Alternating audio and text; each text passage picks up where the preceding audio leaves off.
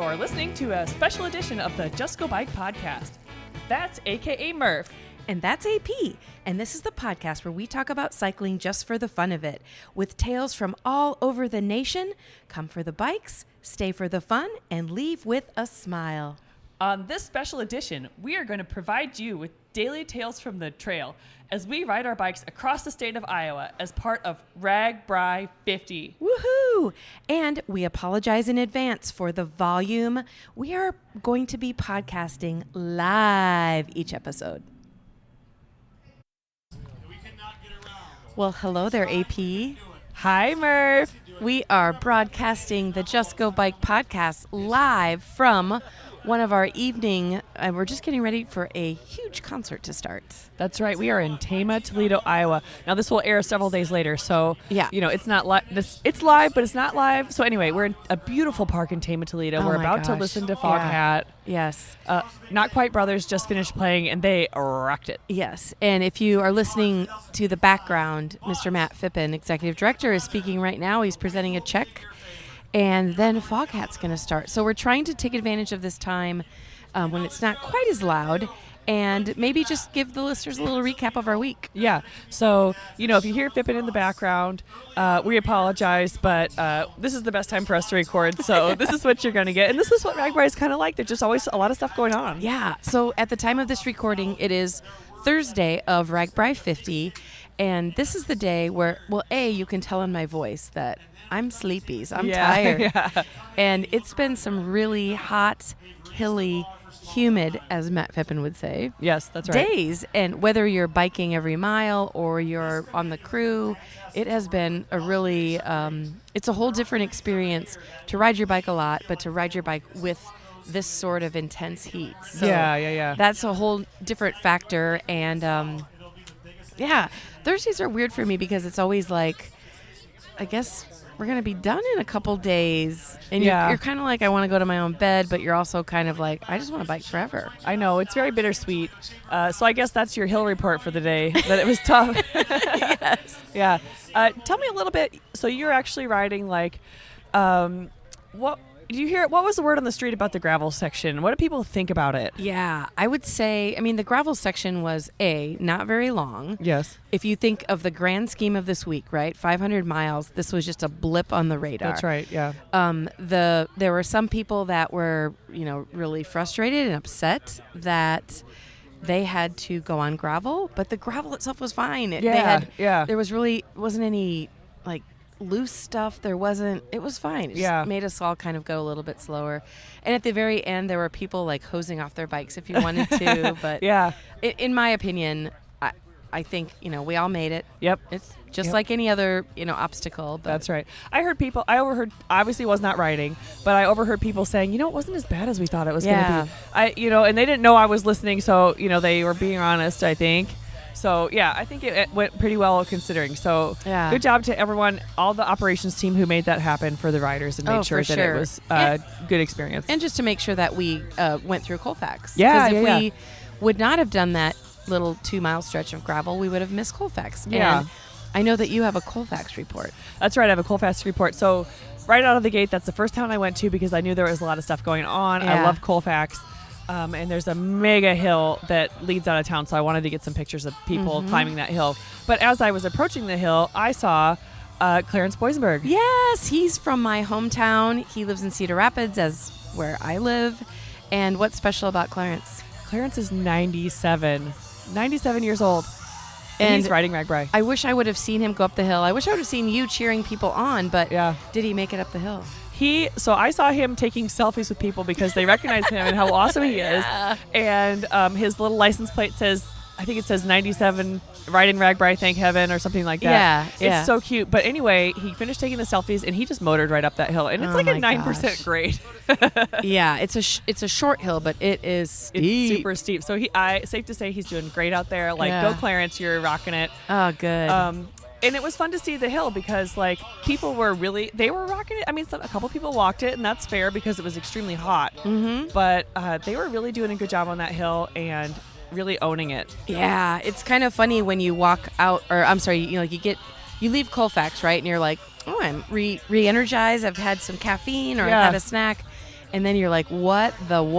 Yeah. And there it is, right around the corner. You know, it was really, really funny because as I was walking up and down the hill to get social media, people were joking, they were laughing, they were teasing me. I mean, it was awesome. I'm like, how can you even talk while you're riding up the hill? But it was really fun. So yeah, it was a good experience to, even as a non-cyclist. I mean, I'm a cyclist, but as not riding, it was a great experience. I would say a general statement, and remember, you know, when we're biking, you're only getting a snippet of the people around you. But I thought today was very quiet.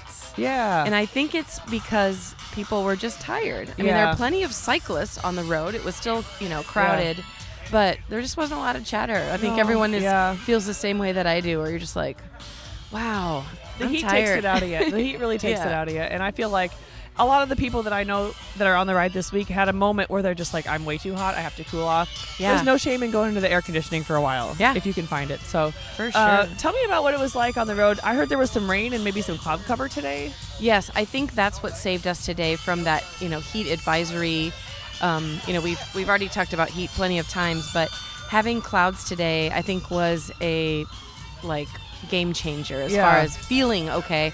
And we had a pretty nice, dare I say, wind, kind of a breeze that just made it pretty nice. But thank you again to all the communities that had sprinklers and all the homes that had their sprinklers out. Like that's like kind of saves us. Yeah, I heard there were a lot out on the road, maybe more than normal, of people with their hoses and squirt guns and things like that, cooling people off. Yep. Makes a huge difference. And I know, you know, there's a lot of different tactics people do to cool off, but I know I've seen you walking around with one of those cooling towels a lot. Those cooling towels are amazing, yeah. And then you mentioned, you know, about rain, and yes, I went through probably, sorry listeners, it's Foghat's going to come on right now, so you get to hear a little bit of the concert. Enjoy the musical stylings of Foghat. Yeah, we'll try and talk louder, and we're really sorry about the volume. But anyway, it did rain. I would say maybe 4 or 5 miles of rain. Yeah. But it was the weirdest kind of rain. It wasn't refreshing. Oh. It was like soupy. Like, I mean, it was like hot rain. It was weird. Almost so humid that it became rain. Yeah. I actually wondered. I was looking up going, is it actually raining or is it just like 100% humidity? Oh, man. And I'm not complaining because it was still, it cooled us off, but it just wasn't interesting. So yeah. All right. So speaking of Foghat, let's talk about some of the bands we've had so far. Oh, my gosh. You guys. I mean, we must mention the bands. Okay, first of all, we had the Spin Doctors. Yes, that was Sunday. Yeah, they were funky. I'm sorry, that was Saturday. That was Saturday. They were funky. They were fun. And I didn't know what to expect. I've never seen them live. They were fun. That was a fun band. It was a nice cap to this expo day. Yeah. And then the next day we had, we were in Storm Lake, and we had the Spasmatics, and that concert was my God, so that fun. was fun. Those guys are awesome. Yeah. Are they from Chicago, right? The Spasmatics, Chicago, yeah.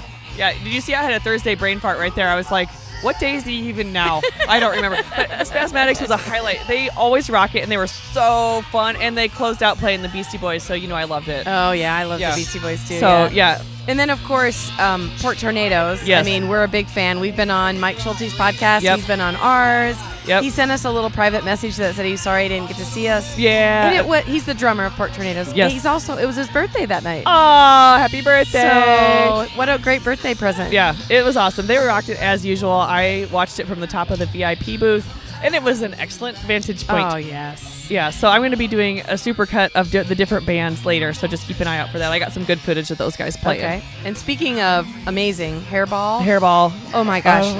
I hope that there is a video or a drone footage shot of it went probably 3 blocks solid of people.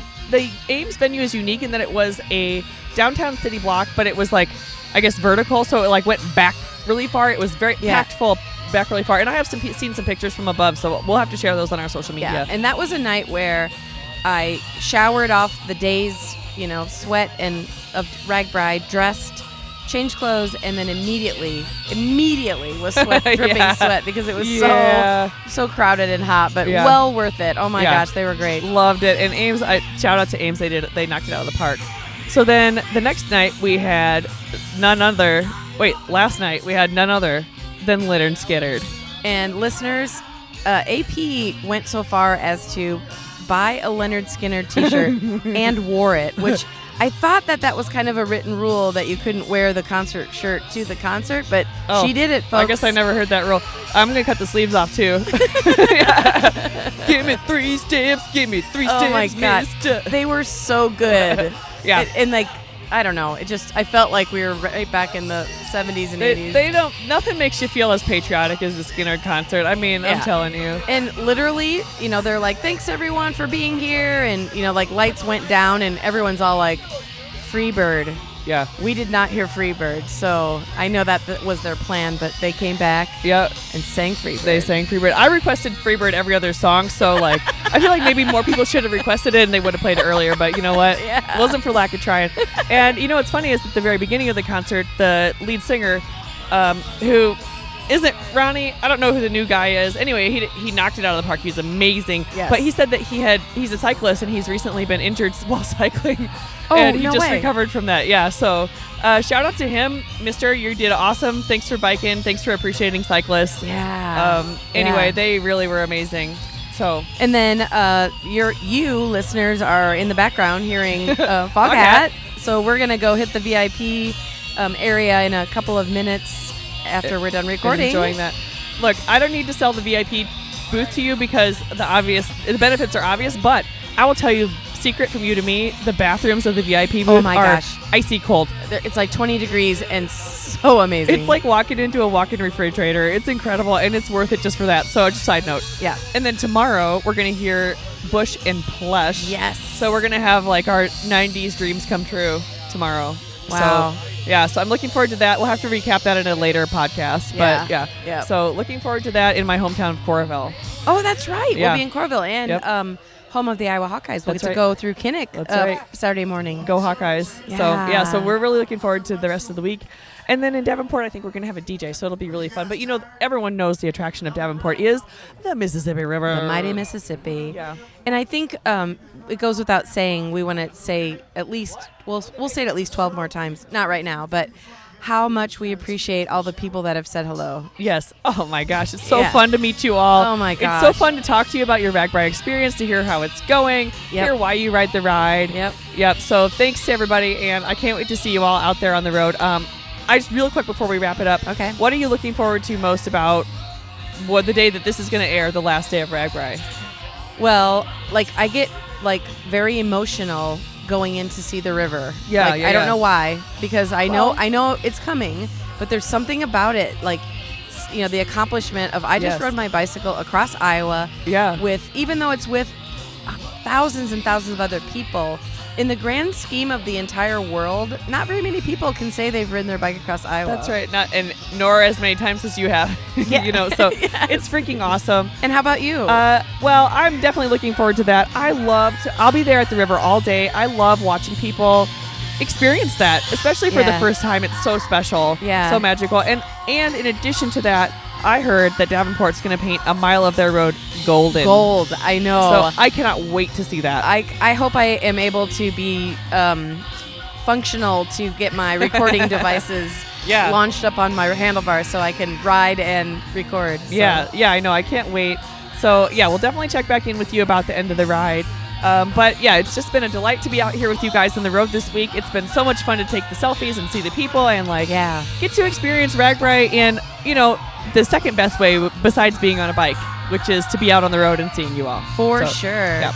All right. Well, we're going to go watch Foghat, and hopefully if you're listening to this podcast, you were also at Foghat. Yeah.